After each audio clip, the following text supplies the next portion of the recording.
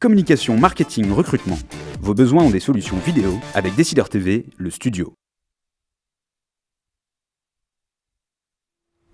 Jeudi 17 octobre, bienvenue dans le Duplex Bourse. Nous retrouvons Giovanni Filippo, notre expert du jour de la salle des marchés de Bourse Direct. Giovanni, bonjour. Bonjour à tous, bonjour à toutes, bonjour Pierre. Bonjour Giovanni.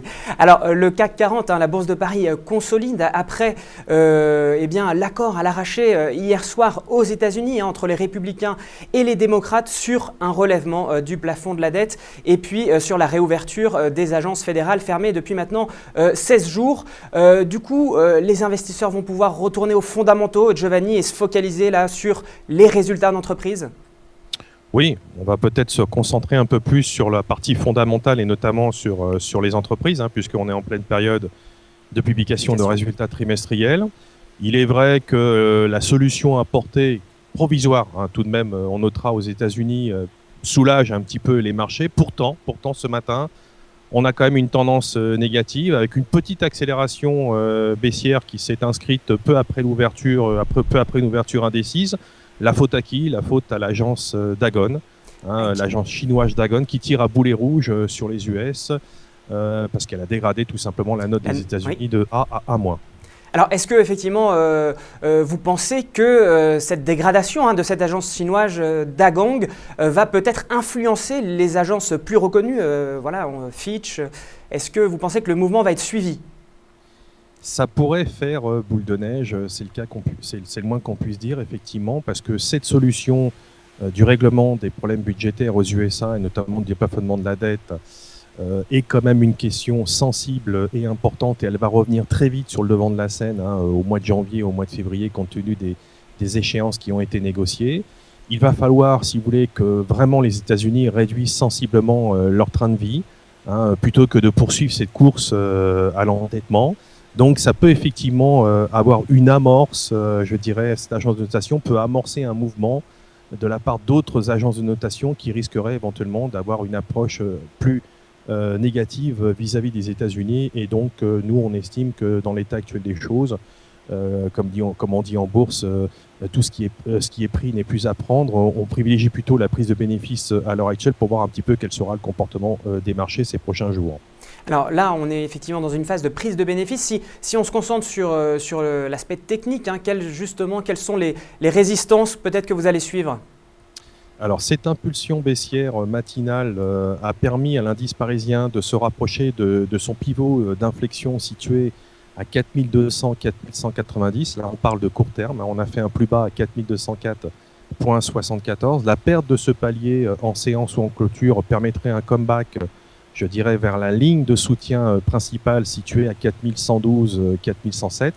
Pour rappel, cette ligne-là est illustrée par la moyenne mobile 100 en base 8 heures, niveau qui n'a plus jamais été enfoncé depuis le 18 juillet, parce que le dernier cycle haussier a pris, je dirais, de la force depuis la mi-juillet pour atteindre le plus haut annuel récemment. Donc c'est un point important, la zone 4112, 4107.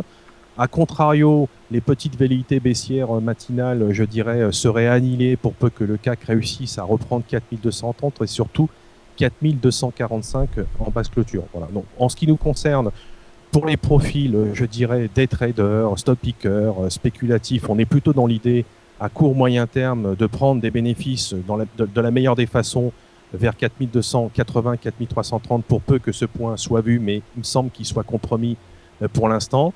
Pour les profils investisseurs, on est plutôt dans l'idée d'attendre pour l'instant, tant qu'il n'y a pas de contre-indication, un objectif beaucoup plus important qui se situe aux alentours de 4420. On commencerait peut-être, je dirais, à changer d'avis et à être plus marqué en prise de bénéfice déjà si on s'installait sous la zone 4112-107. Et voilà, et donc parce que là, on aurait certainement un mouvement de consolidation beaucoup plus profond avec la possibilité de revenir sur la zone des 3980-3920. Alors du côté des valeurs, Carrefour est à l'honneur, forte hausse du groupe de distribution. Les hypermarchés et les supermarchés renouent avec la croissance au troisième trimestre, Giovanni. Tout à fait, carton plein au troisième trimestre pour Carrefour qui a publié ce jeudi avant bourse des ventes en hausse. Le groupe souligne, si vous voulez, une progression en France qui est quand même assez intéressant pour tous ces formats de magasins.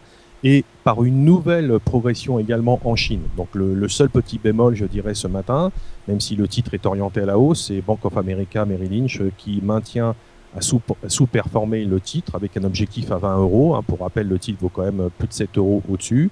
Pour autant, je dirais, Bank of America salue la bonne tenue de l'activité. Donc là, on est aussi sur une valeur qui effectue un rebond assez sensible. On a atteint des niveaux assez importants. Nous, on est plutôt à la prise de bénéfices également sur le titre, compte tenu du contexte actuel. Et puis Plastic Omnium qui tire son épingle du jeu malgré, on le sait, un marché automobile mondial difficile. Alors, on a eu des statistiques, notamment hier, d'une reprise du marché automobile. Alors, c'est pas non plus sensible. Il n'y a pas de quoi, si vous voulez, s'exciter plus que ça, mais ça va quand même mieux en Europe. Plastic Omnium, qui est un équipementier, n'a pas déçu le marché au troisième trimestre, même s'il évolue donc sur un marché encore sensible et difficile. Le groupe est parvenu à réaliser une croissance à 2 chiffres, ce qui n'est pas rien, tiré par la Chine et l'Amérique du Nord. De plus, ils ont confirmé viser une progression de leurs résultats sur 2013. Donc l'action poursuit, je dirais, son rebond significatif déjà depuis des mois et des mois. Et elle est orientée, je dirais, dans les premiers échanges, quasiment à 3% de hausse. Alors, outre-Atlantique, on l'a dit en ce début de duplex, c'est vraiment là ce qu'on va suivre en séance, Giovanni, c'est l'ouverture des marchés américains, voir un peu comment les investisseurs réagissent suite effectivement à l'accord à l'arraché hier qui est finalement, vous l'avez dit, vous l'avez souligné, temporaire, puisque cela repousse finalement le problème au 7 février où il faudra renégocier éventuellement un nouveau plafond de la dette. Tout à fait. Alors, dans le jargon boursier, on dit « sell on the news ». Est-ce que les marchés américains vont vendre la nouvelle ou au contraire rester stoïques et se stabiliser, voire reprendre un petit peu leur progression? On doute que la progression des marchés américains soit sensible ces prochains jours, voire ces prochaines semaines. Pour l'instant, la campagne des résultats se poursuit. Jusque-là, il n'y a pas de mauvaise surprise. Il faut dire que les attentes étaient plutôt basses. Donc la publication même si IBM a déçu en termes de résultats d'entreprise. Oui, il y a quelques fausses notes, mais elles ne sont pas à comparer de ce qui se passe par exemple en Europe. Dernièrement, on a vu quand même quelques mauvaises notes sur le marché européen. Aux États-Unis, c'est quand même moins sensible, même s'il est vrai, comme vous le soulignez, IBM, c'est pas terrible, déçoit de nouveau. Donc sur le front des statistiques qui avaient été stoppées à cause du shutdown, ça va reprendre son rythme, je dirais, normal. Donc on ne sait pas pour l'instant celles qui sont passées, qui n'ont pas été publiées, comment elles le seront, si elles le seront globalement ou distillées au fur et à mesure. Quoi qu'il en soit, ce qui est important pour nous par rapport à ce qui vient de se faire dernièrement et compte tenu de la dégradation de l'agence chinoise, on va quand même surveiller de très très près l'ouverture des marchés américains pour voir si la sensibilité des investisseurs américains elle est toujours positive ou au contraire s'ils auront plutôt l'idée de prendre un peu l'échappatoire et là pour le coup de prendre des bénéfices. Eh bien, merci beaucoup Giovanni. C'est fini pour aujourd'hui. On se retrouve demain pour un nouveau duplex. Merci Pierre, au revoir.